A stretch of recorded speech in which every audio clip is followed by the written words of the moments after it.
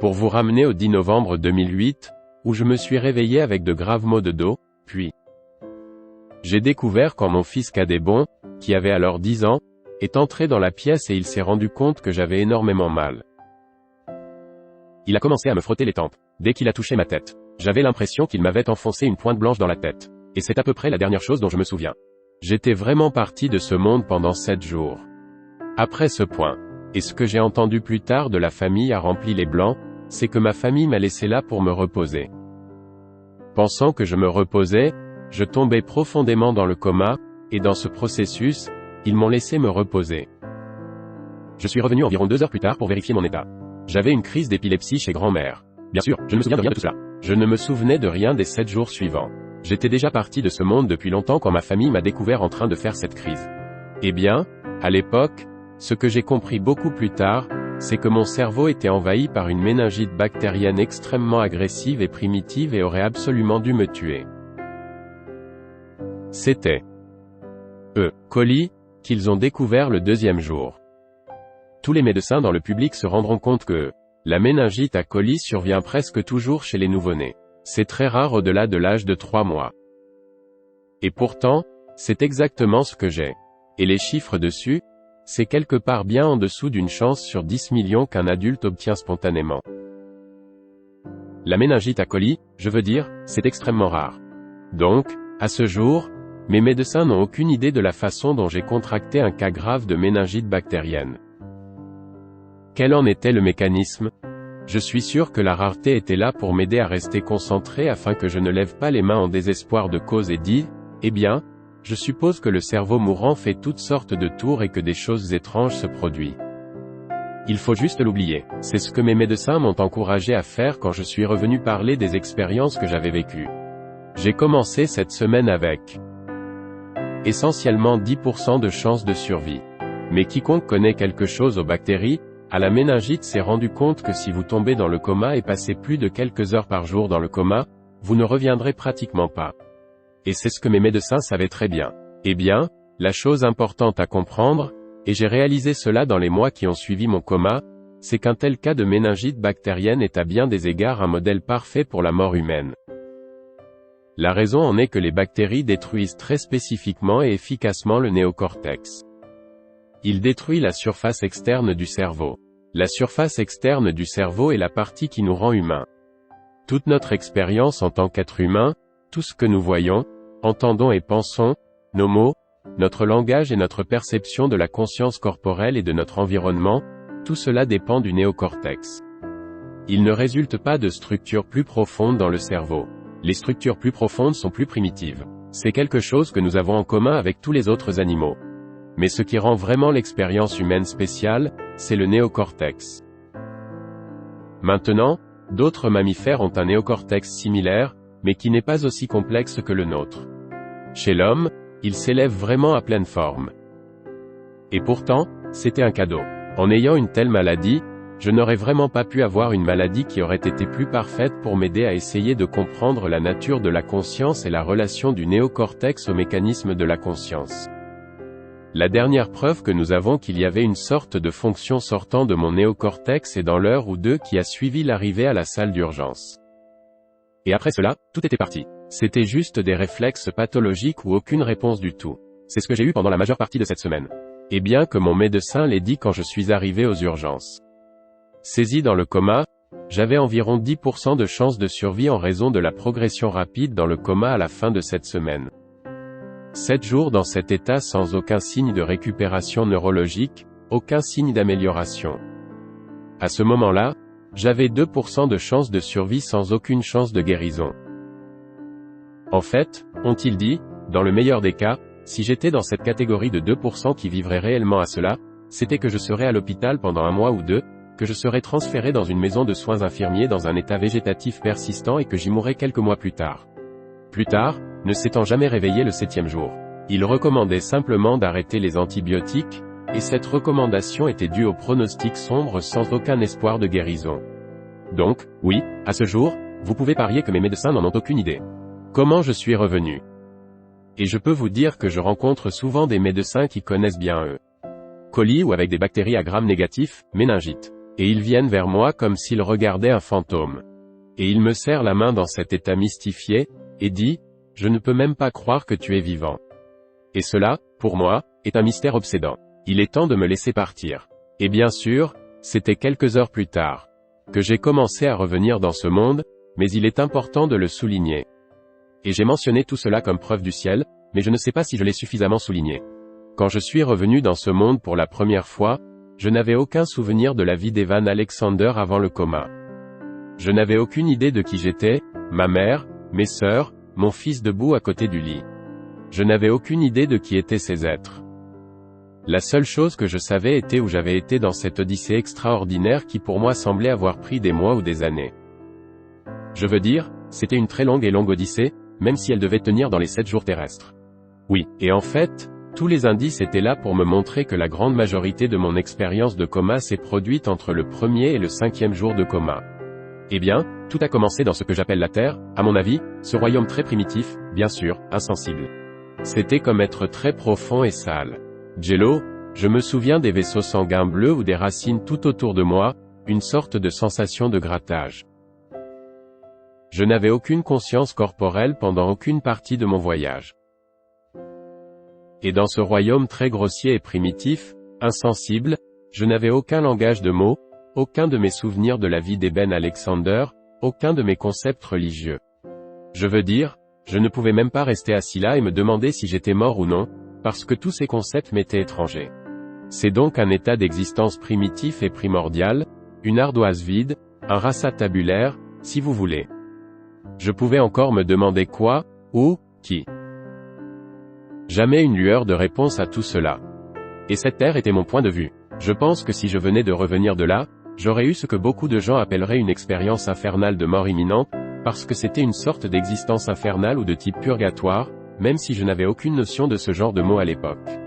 La bonne nouvelle, c'est que je n'y suis pas resté pour toujours. J'ai été sauvé, et ce sauvetage est venu sous la forme d'une lumière blanche pure et claire qui avait un blanc fin et des sortes de vrilles d'or et d'argent qui s'en dégageaient. Et c'est amusant très lentement quand il est venu vers moi et il s'est ouvert comme une déchirure dans le tissu de ce vilain ver de terre que je vois et a conduit dans cette vallée brillante qui était absolument ultra réaliste et vivant au-delà de tout mot possible. Il n'y avait aucun signe de mort ou de décomposition ou quoi que ce soit dans cette vallée. La vallée est ce que j'ai appelé la vallée de la porte d'entrée ou le royaume de la passerelle. Et c'était absolument luxuriant et rempli de lumière, tout pousse.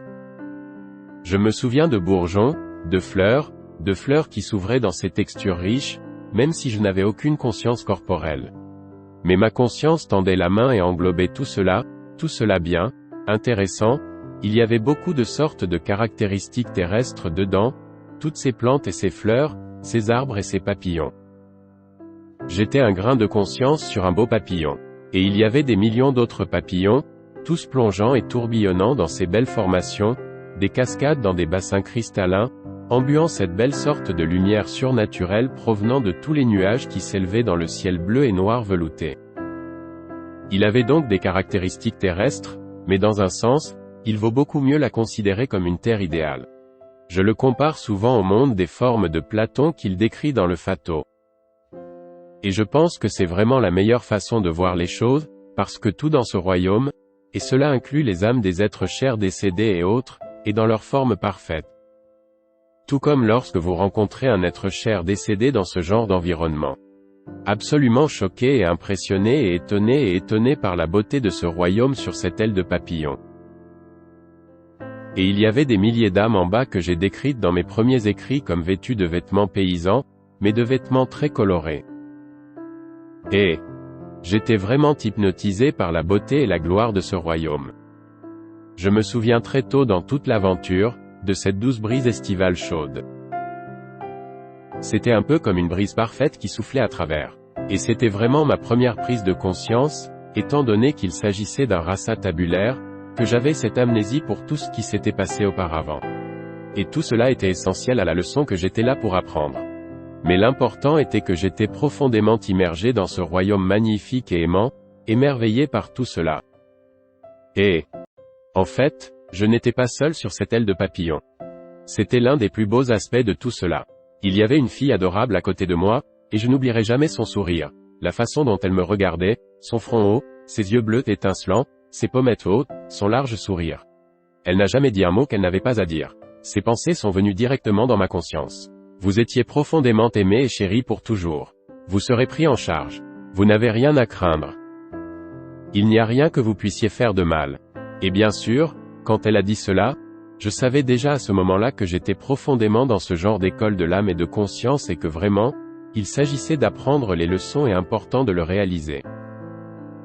Dans nos incarnations ici dans le domaine physique, une fois que nous réalisons que la forme la plus élevée et la meilleure de notre ascension vers l'unité avec le divin est de manifester cet amour inconditionnel pour tous les êtres et de montrer de l'amour, de la compassion, de l'acceptation, du pardon et de la miséricorde à toute vie et à toute cette création, que nous ne pouvons pas faire de mal une fois que nous en sommes là.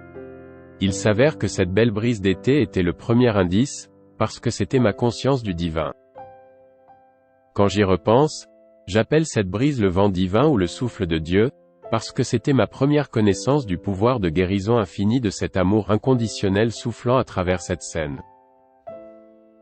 Et tout est arrivé à peu près au moment où je recevais ces beaux messages, des messages télépathiques de la charmante fille à l'aile papillon que je n'avais rien à craindre, dont je prendrais soin.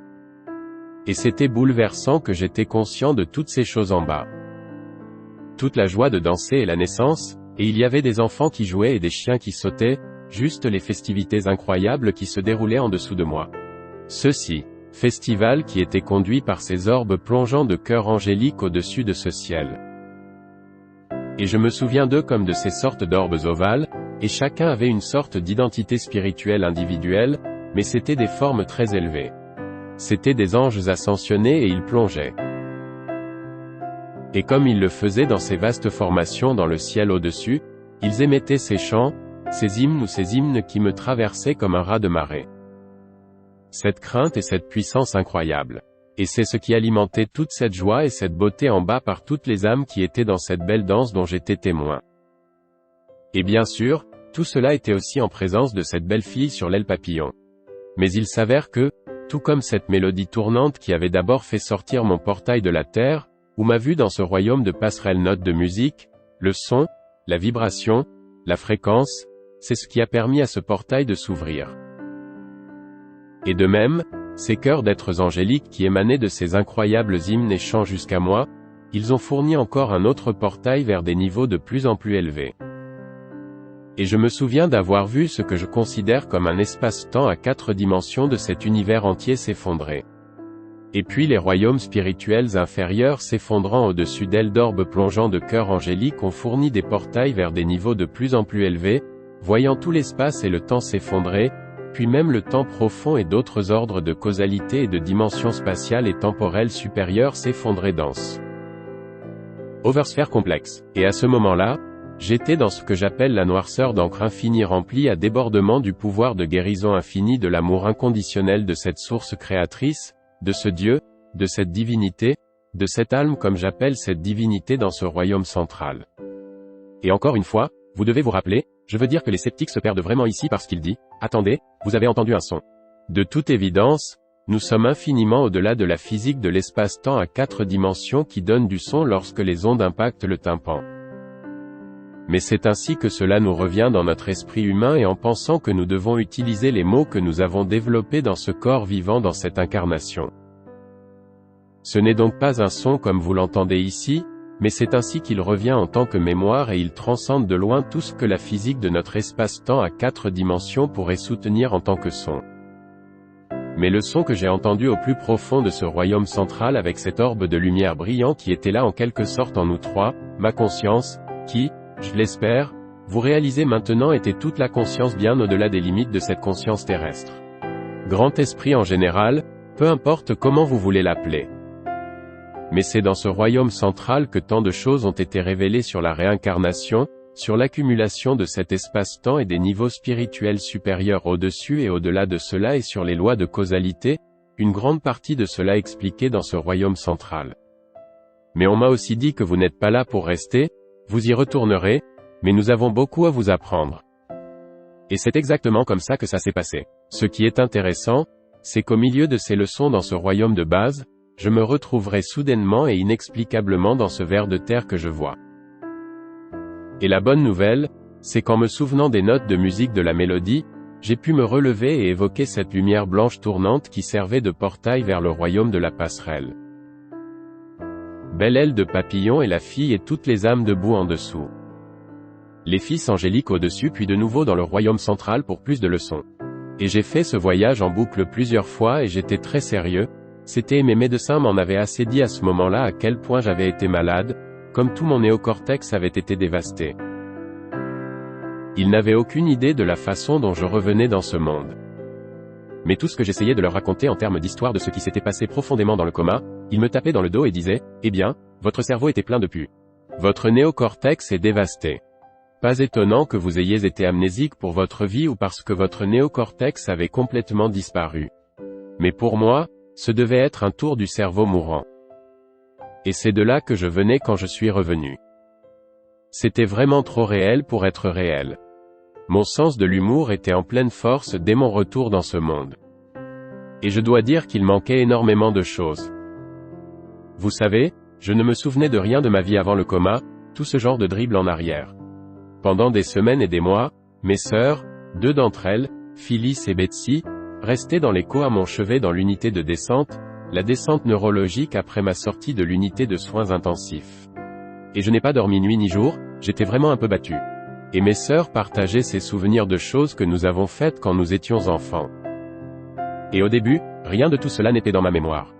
Et j'étais comme, wow, c'est fascinant, cela semble tellement merveilleux. Mais lentement, les souvenirs ont vraiment commencé à revenir. Le fort est le domaine fondamental de notre conscience spirituelle, et c'est vraiment la chose qui existe. Je veux dire, le domaine matériel est la scène sur laquelle le drame se déroule, mais c'est vraiment une façade. Je veux dire, les scientifiques matérialistes sont les premiers à vous dire qu'il n'y a pas de matière dans le monde matériel.